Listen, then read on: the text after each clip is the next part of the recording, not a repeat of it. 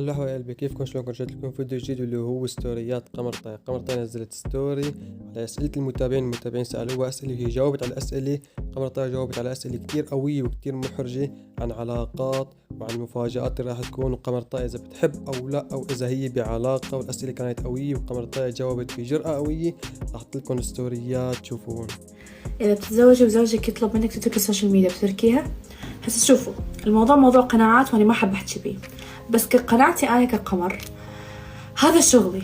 السوشيال ميديا أنا معتمدة عليها بحياتي، it's my business، أوكي؟ فلما أحد أنا أتزوجه أكيد حيكون يعرفني ويعرف شغلي شنو ويعرف أنا إيش دا أسوي ويحترم هذا الشيء. إذا كان شايف شيء غلط بشغلي ممكن نتناقش ونوصل لحل وسط، وإذا أكو شيء غلط أنا مسويته وما منتبهه ممكن نعدله، مع أنه شغلي يعني الحمد لله ما بشي غلط. أما أنه أتركها كليا على مود الشخص ما أحس، ما أسويها، لأنه تخيل أترك شغلي على مود أحد ويجي يوم نترك أنا والأحد، إيش رح يبقى لي؟ nothing. فأنه أترك نهائيا مستحيل. قمر مرتبطة أو تحب؟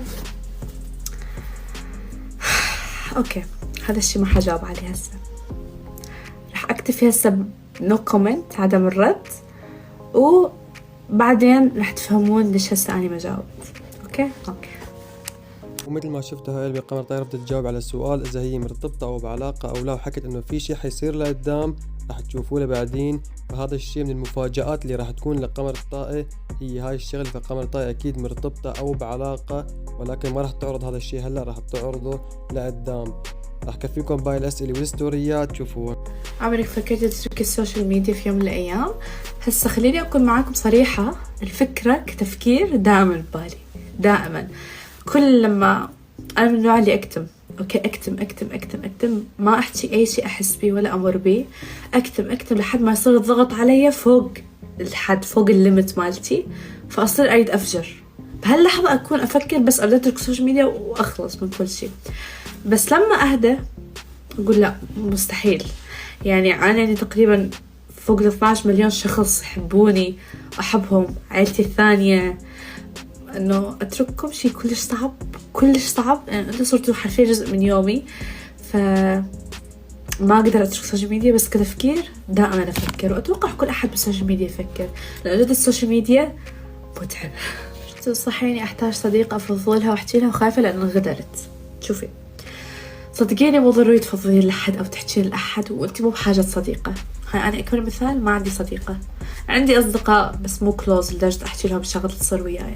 قبل اسبوع صارت فيها مواقف اقسم بالله هيك درت يمين يسار، اي احد احكي له ماكو، ما لقيت احد احكي له. ومثل ما شفتوا هاي قمر طاي حكت هون عن الاصدقاء، وقمر طاي هون حكت انه هي صارت معها شغله قبل اسبوع، واتوقع انه قمر طاي بتقصد بهاي الشغله بيسان اسماعيل وساره مهند، لانه قمر طاي اللي كانت بلبنان ما صورت مع بيسان وساره وما التقيت فيهم، وحتى لما رجعت من لبنان على تركيا لغتهم من عندها على الانستغرام. اتوقع قمر طاي هون بتقصد بيسان وساره. راح احط لكم باقي الاسئله يشوفون. لو شفتي قمر القديمه شو بتحبي تحكي لها؟ بحكي لها لا تثقي في حدا، واعرفي قيمة حالك، لأنك حدا كثير قيم بس مش عارفة هالشي، وانتي قوية، حيل قوية. ما عارفة ايش اللهجة شوي تغيرت ويا السؤال، بس كلش جد، كلش نفسي اشوف قمر القديمة واحكي لها هاي الاشياء.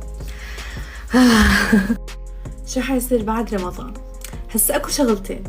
اول شغله تخص السوشيال ميديا، تخص الشغل، يعني شغله كلش حلوه، ما عارفه اذا حتصير بعد رمضان دايركتلي، بس انه حتصير ورا رمضان ان شاء الله، كلش حتفرحون بيها وانا حفرح بيها. واكو شغله ثانيه هم ما متاكده اذا بعد رمضان دغري حاعلن لكم عنها او بعدين، بس هي تخص حياتي الشخصيه يعني، فاكو اشياء حلوه يعني، انتظروا. ومثل ما شفتوا هاي قمر طاي حكت في مفاجأتين راح يكونوا بعد رمضان، وواحدة منهم شخصية. اتوقع الشخصية اللي هي بتحكي عن علاقتها او عن ارتباطها اللي راح يكون، وراح تحكي هذا الشيء بعد رمضان، راح تعلن عنه بعد رمضان. راح كفيكم باقي الستوريات والاسئلة شوفون. ليش زجاجي اذا حد دخل فيكي؟ اول شيء الاسم هتدخل فيك، ليش واحد يدخل بشيء ما يخصه؟ هاي اول شغله. ثاني شغله، انتوا تشوفون ربع حياة الشخص بالسوشيال ميديا، يعني اللي دا يتدخلون مثلا بحياتي، لو يشوفون زي يصير بحياتي الواقعية ويشوفون الاشياء المو طبيعية بتصير، يقولون واو احنا كل شيء بنعرف، احنا اصلا كل شيء تدخلنا وحكيناه طلع غلط، فهمتوا علي؟